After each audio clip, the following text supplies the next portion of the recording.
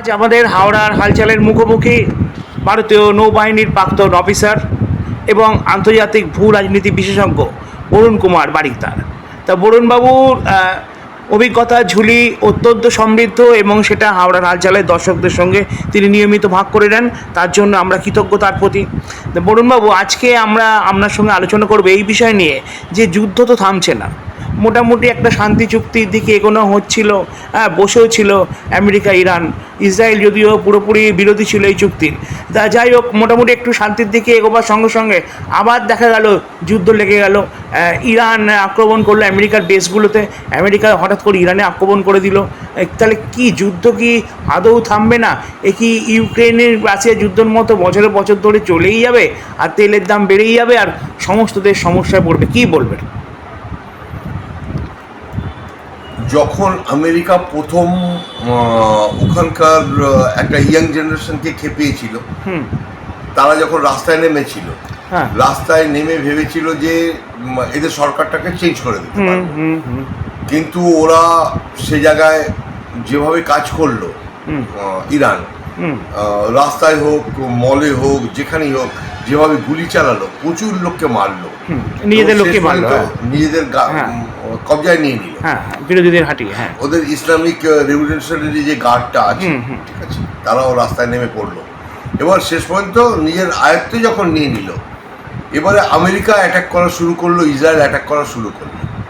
Attack ভালো হয়েছে, প্রচুর অ্যাটাক হয়েছে, এবং প্রচুর অস্ত্রশস্ত্র এবং জানমালের জিনিসপত্র সব কিছুর ক্ষতি অনেক হয়েছে, প্রচুর ক্ষতি।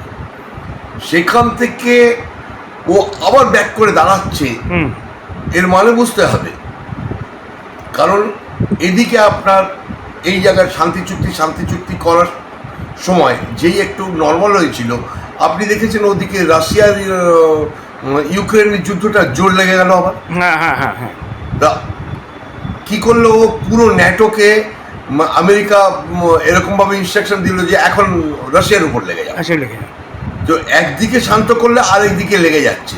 তো সেই জায়গাতে রাশিয়ার চুপ করে থাকছে না, চায়নাও চুপ করে থাকছে না। এরা কি করছে, ইরানকে যত সম্ভব, যেভাবেই সম্ভব, ম্যাক্সিমাম এরা এদেরকে সাহায্য করে যাচ্ছে। স্যাটেলাইট সাহায্য, র্যাডার সাহায্য, এয়ার ডিফেন্স সাহায্য এবং মিসাইল দিয়ে যাচ্ছে। মিসাইল ওর কাছে কিছু আন্ডারগ্রাউন্ড আছে, ঠিক আছে। এর মধ্যে হয়ে গেল ওদের যখন আয়াতুল্লাহ খামেনি যখন মারা গেল, আয়াতুল্লাহ আলী খামেনি, মোস্তাফার বাবা, তারপরে একটা জায়গায় এসেছিল শান্তি জায়গা। তারপরে এখন মুস্তাফা হঠাৎ করে, এতদিন তো আন্ডারগ্রাউন্ড ছিল, মুস্তাফা বেরিয়ে এসে বলল যে আমার পেরিফেরিতে, আমার চারপাশে যেসব যে দেশগুলো আছে, ব্যারিন, দেখলাম কালকে ব্যারিনকে ওখান থেকে 200 কিলোমিটার 250 কিলোমিটার দূরে অ্যাটাক করেছে, ঠিক আছে। ইরান অ্যাটাক করেছে, ইরান অ্যাটাক করেছে।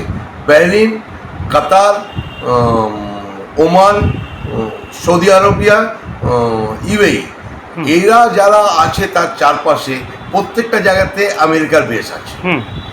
এইগুলোকে ও প্রচুর ক্ষতি করেছে, অ্যাটাক করেছে। এই কয়েকদিন আগে একটা টমহক হেলিকপ্টারকেও নামিয়ে দিয়েছিল, তারপরে আপনার F-35ও নামিয়েছে, অনেকগুলো এয়ারক্রাফট নামিয়েছে, ঠিক আছে। ক্ষতি হয়েছে।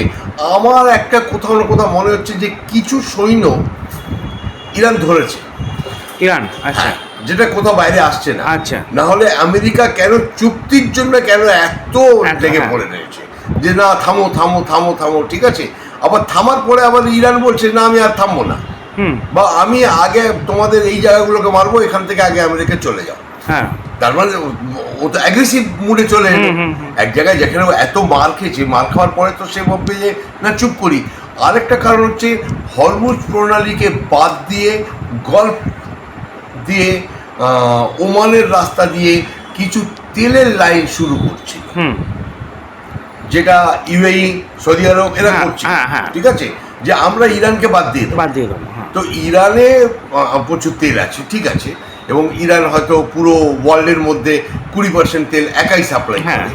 তো কিন্তু ওই রাস্তা দিয়ে আর যাবে না, ওরা ঘুরে অন্যান্য জায়গা থেকে চলে যাবে, ঠিক আছে। তো তো বাকি 80% তো অন্যান্য সবার কাছে আছে। হ্যাঁ। তো এই জায়গাটায় ইরান নিজেকে মনে করেছে তাহলে তো আমার ভ্যালু থাকবে না। হ্যাঁ, সেই জন্য ইরান কি করেছে, আবার পাল্টা দেওয়া শুরু করেছে। এদিকে দেখুন আপনার লেবাননের মধ্যে হিজবুল্লাহ বসে আছে। হ্যাঁ। লেবাননের সাথে কিন্তু ইসরায়েলের কোনো ঝামেলা নেই। না, ইসরায়েলের যেহেতু মোসাদ খুব পারফেক্ট পিন পয়েন্ট কাজ করে, ও বলে দিচ্ছে হিজবুল্লাহ কোথায় আছে, কোথায় আছে। ওরা সেইখানে গিয়েই মারছে। হ্যাঁ। নাহলে লেবাননের সাথে এর কোনো অসুবিধা নেই। 2000 কিলোমিটার প্রায় নিয়ে নিয়েছে কে? ইসরায়েল। এবং এই জায়গাটা পুরোপুরি অকুপাইড ছিল হিজবুল্লাহদের। তো ও প্রথম মারল হামাসকে শেষ করেছে প্রায় 90%। এখন হিজবুল্লাহকে মারছে। এর পরের অ্যাকশন হবে হুতি। ঠিক আছে, 3H-কেই শেষ করবে। 3H এদের ইসলামিক রেভলিউশনারি যে গার্ডটা আছে, এটা বেসিক্যালি এই যেগুলো নাম বললাম তাদের মধ্যে যাওয়া আসা করে। ট্রেনিং একসাথে, খাওয়া দাওয়া একসাথে, পেমেন্ট একসাথে। এবং পুরোপুরি এদের দেখরেখ খরচা যা আছে সব ইরানের। তো ইরান যদি আস্তে করে হাত তুলে ফেলে তাহলে অসুবিধা হবে, কিন্তু ইরান হাত তুলতে পারবে না। কারণ ইরান এদের সাথে নিয়েই চলছে। একটা সময় আমি শুনেছিলাম আমাদের যখন কাশ্মীরের অ্যাটাকটা হলো, এই যে পেহেলগামে, সেই সময় আমি শুনেছিলাম এই এরা হামাসের অকুপাইড কাশ্মীরেও গেছিল, কাশ্মীরেও ঘুরেছিল। তার মানে এদের মাথায় কোথাও না কোথাও একটা কিছু ঘুরছে। ঠিক আছে, যখন কিনা আমরা ইরানকে বলি ইরান আমার বন্ধু দেশ, এতদিন ধরে আমাদের সাথে একটা ভালো সম্পর্ক আছে। এতদিন ধরে যেহেতু চাবার পোর্টটা আমরা ডেভেলপ করেছি, আমার ওখান থেকে তেল আসে, আমার এখান থেকে চাল বা আরো শস্য ওখানে রপ্তানি হয়। যতটা না আমরা ওখান থেকে আনি তার থেকে বেশি আমরা রপ্তানি করি। সেই জন্য আমরা তাকে ভালো বন্ধুরাষ্ট্র বলি। কিন্তু এটাও মনে করতে হবে, সেই যদি আমার ব্যাপারে কিছু ভুল ভাবতে, যেমন টার্কিকে আমরা হেল্প করেছিলাম, টার্কি তো আমাকে উল্টো দিচ্ছিল কিনা 100 বার। এখন তো টার্কি একটা ভারতের মেন দুশ্মন। তার মনে একটা চীন, পাকিস্তান, টার্কি। ন্যাটো টার্কির থেকে বেরিয়ে এসে এখন ইরানকে সাপোর্ট করে বলছে। এই জায়গায় তো এসছে। আরেকটা আপনি জিনিসটা আমি যেটা বললাম, একদমই এটা আমার মানে নিজস্ব বক্তব্য, যেটা আমার মনে হচ্ছে আমেরিকার কিছু সৈন্য এখানে ক্যাপচার হয়েছে। এটা বন্দী হয়ে আছে এবং তাদেরকে ছাড়াবার জন্য এটা করছে এবং ওরা এত অ্যাগ্রেসিভ, সেই জন্য কিছু না কিছু কোথাও একটা ইরানের কাছে কিছু একটা ব্যাপার ওর হাত লেগে গেছে। তো সেই জায়গায় ওর কনফিডেন্সটা বেশি হয়ে গেছে।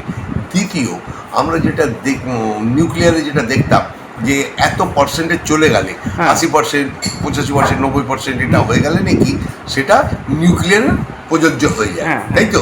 তো সেটাকে যদি ডাইলিউট করতে হয়, ডাইলিউট করলে আপনার ইলেকট্রিক্যাল বা অন্যান্য এনার্জিতে কাজে লাগাতে পারবো।